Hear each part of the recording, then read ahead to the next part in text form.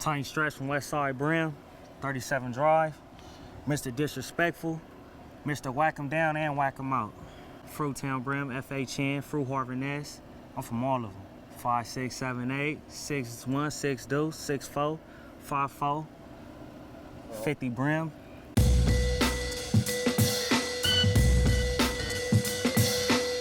Grew up in right there in by Watts, by over there in Athens, but moved down this way fast in a hurry. You know, growing up, had a hard time, a rough life in family situations and stuff. So you know, I was growing up in the system, and ran into some of my road dogs that's from the hood now, and we just clicked like that. So you was a foster kid? Yes. Can you talk about how did all that start for you? Rough life, moms and pops, clashing heads. Really wasn't into it. Wasn't really clicking like that. So I had to venture off. Got put in the system, in and out the system, in the group homes, foster homes. Then end up in juvenile hall, caught a case. Next thing I know, I was just in and out of juvenile camp. Then placed in a foster care, a foster home in LA. You meet a lot of people. You know, you meet a lot of people from different types of cities, counties, you know, different states. I'd have been in places where I was with niggas from Oakland, niggas from Atlanta, Florida, you know, meeting them all, they different type of gangs and stuff, and how they grew up like the same lifestyle as me. And when they place you in a home, is it kind of hard when you're not little? Because people want to take little kids, right? Yeah, I ain't even gonna lie, I had a little incident like that. You know, I was little, and I'm around all these big kids, you know, and when, you know, it's you on your own when you up in there. It's just like being in jail, you know, you on your own. When I was on my own in there, you know, the big kids like to try to rough up the little kids, you know, put their hands on you, you know what I mean? Beat you up, slap you up a little bit, you know, fist fight, slap box, you know. I got a little few scars and stuff, roughing up in there, you know, but wasn't nothing major. And we're talking about the foster system, not foster the juvenile system. Not the juvenile Sound system, like yeah. you're talking about jail. Yeah, it's juvenile the same thing, though. Yeah. Juvenile the same thing, though. The foster care, you know, juvenile, they the same thing. Like, it's just you not locked in, you know. You don't gotta listen to a probation officer or, you know, any type of person that's working as a probation officer staff or something in a juvenile hall. Biggest challenge, not seeing your family. That's the biggest challenge. Not seeing your family, not be able to be there for the holidays, not be able to interact with your family members or your little cousins or cousins that's your age or your aunties, your uncles, your grandmas. You lose a lot when you're in the system. Then I ran into some of my one of my road dogs that's right now, he in the pen right now serving some time. And my road dog Baby 8 Fingers and my other road dog Pee Wee. Were they was it juvenile or foster? Juveniles. System? Okay. One was in the foster system, but you know, one was in juvenile. We grew up, we started being kin to each other, started doing daily activities together.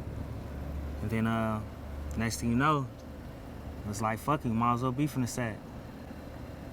Came to the set, got put on by 3, you know. Did my stuff, you know, it ain't nothing, it's like brotherly hood, brotherly like family. Just like you always had that one family, you had that second, you know, that secondary family. Well, this is my secondary family right here. And how did you end up taking on the name Stretch? Because we got Big Stretch, we got Little Stretch, and we got Baby Stretch. Well, it all started, Big Stretch, he was out of state. So Little Stretch and Baby Stretch, they took kind into me, you know what I mean? Showed me the real big brother role. Raising me, you know what I mean? They really raised me, watched me grow up as a little boy out here, making my way through the set, you know what I'm saying? And then it was like, you know, you might as well be up under us, you know what I mean? We mess with you daily. We do everything, we function together, we get money together. So it's just, I just took real heaving to Little Stretch and Baby Stretch. And then when Big Stretch came back out of state, we had that sit down and that talk, you know what I mean? And went from right there, just blasted off. So do you think that being in the foster system had a big part of you end up joining a gang? I wouldn't say it was like no follow the leader type stuff, because I ain't no follower, you know what I mean? I'm a leader, so at the end of the day, I chose that. It wasn't forced upon me. It wasn't it wasn't forced upon me to even be even forced to be from Brim. It was about like 16, 17. That's when I got put on, became a stretch, and never looked back. I went to some of the schools. I went to Dorsey. I bounced around though. There's a lot. I was going to schools that's far out, like Hawthorne Academy, Gompers, Locke, all that type of schools. Schools in the Valley. So I was really bounced around. Then Juvenile Hall schools and all that. I ended up in Los Padrinon Juvenile Hall. In Downey? In Downey, yeah. I had did some little robbery at a young age, snatching and grabbing and stuff. That led me to the Juvenile Hall system.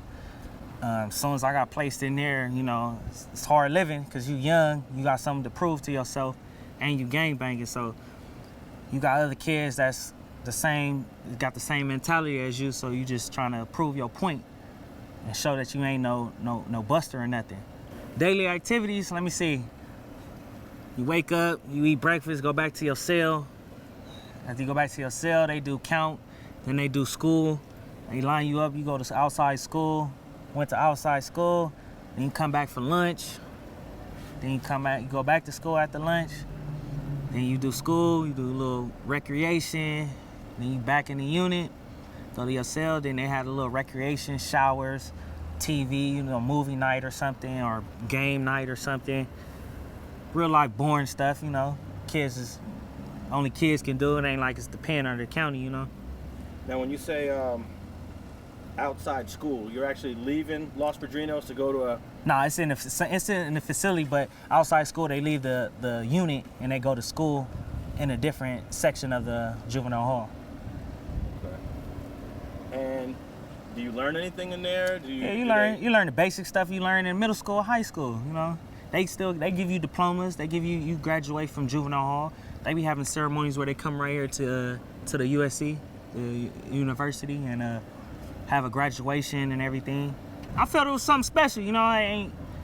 All the other schools I didn't, you know, walk the stage. It was something different. It was more bigger than what it was in any other school. And does the administration at Los Padrinos, do they encourage you to be better, or they don't really care about you? How do you feel? What's your opinion of them? My opinion, when I was growing up in the system right there, nowadays I don't know how it is, but back then, also you got your very few staff that work there that is willing to help the children there, or help them change their life and get their life better on the right track and be positive in life when they grow up to be an adult. Then you got some that's just straight, oh, I'm here for a paycheck, that's it. That's all, you know, that's it, that's all I'm doing. Ain't nothing else. What's happening, Will? But you got you got, like I said, you got other people that want to come get their paycheck and just go home. They ain't worried about nothing. They only giving us what we got coming. That's it. That was in 2010. That's when I graduated. After I graduated, I got transferred to the county after my last case. I was turning on an adult, so I went through a lot of stuff back then in 2010. So when you turn 18, you don't get to stay in Los Padrinos? Yeah, it depends.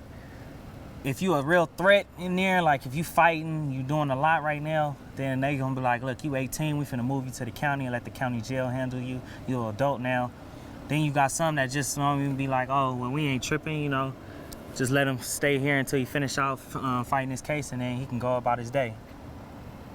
And what did they decide to do with you? I was real life fuck up, so at the end of the day, it wasn't no, just let him stay and finish his case out. I was too busy fighting, inciting riots. I was having to get my name up to date, so they transferred me to the county jail. What's the youngest kid you ever seen in Los Padrinos when you were there? The youngest, I can say, I think I seen an 8-year-old. That's the youngest. Is that right? Yeah. You'd be surprised when you see kids up in here coming in for like, geez, you up in here for that? Man. I mean, you really got to turn up to be 8 years old in Los Padrinos, right? Not really. I just seen kids that's 8, 9, 10 come up in there. They just regular. They ain't trying to be turned up. They ain't trying to prove a point or none of that. But they had to have done something or accused? They were accused of something serious. Accused of something. It could be robbery, vandalism. It can be fights. It can be running away, ditching school, all kind of stuff. It wasn't basic how the crimes that me and kids that was in my area and my generation was committing, because they do keep us separate. So when you get to the county, since you just turned 18, I'm assuming you're one of the youngest ones in the county. Yeah, it's a different ball game. So when I got there, it was like, hey, this how they living right here. We all like in a bullpen, like it's just a gang of people in one little dorm type living or a cell living. You got two to a cell or 4 to a cell. I'd have been in a 4-man cell. I'd have been in a 2-man cell. You know what I mean? You gotta deal with different people's personalities. You gotta deal with people, space of living and everything. And what was the biggest difference from going from Juvenile to the county? Yeah. It was a big difference. Cause you used to being treated different. See, when I got transferred, they still was doing that 4,000 floor gang with the sheriffs and Lee Baca and all them putting their hands on us and stuff. And that was the 3,000 boys. 3,000 boys, correct me. 3,000 boys. When that's when I entered. Okay, so you was in there when all that was cracking off. Yeah, my first time ever getting processed in the county. It was like I seen one of my boys, one of my Damu partners, getting beat with a flashlight. So really I couldn't do nothing, because at the end of the day, I could have do something. We could have went up, but it's just it's my first time ever even noticing this type of stuff. So what was the outcome of your robbery case? As soon as I got transferred to the county, they gave me a little county time. They seen it was a weak case, because I had co-defendants and stuff. So then when they transferred me, I did the little time in the county. It was like a little 40 days or something, and got up out of there. They released me, and I was a grown man. That's when I started getting to the money, Started really running around terrorizing the set. My little homie right here, man, my little bro. You know what I mean? We started doing our little shit, gang banging, selling drugs, doing the most, doing a little, everything, tearing shit up, little bastards in the set, Mainly when I turned 18, got out, I started doing my little shit, getting a little money, hanging with my road dogs. We all was out around that time. And it's been about 10 years, huh? Right? Been 10 years now, yeah. You can say almost 10 years. Almost 10 years. Would you say that you're a different guy now than you was then? I can say now, after I done got out the pen this time, I'm really on the right path to changing. But don't get it twisted. It's still in me. It's not on me. You know what I mean? Thanks for watching StreetGangs.com. Please like and share the video you just watched, and leave a comment below to tell us what you think. You can also watch 2 of our previous episodes to the right. Please visit the link to our Patreon page and support our campaign. And don't forget to subscribe.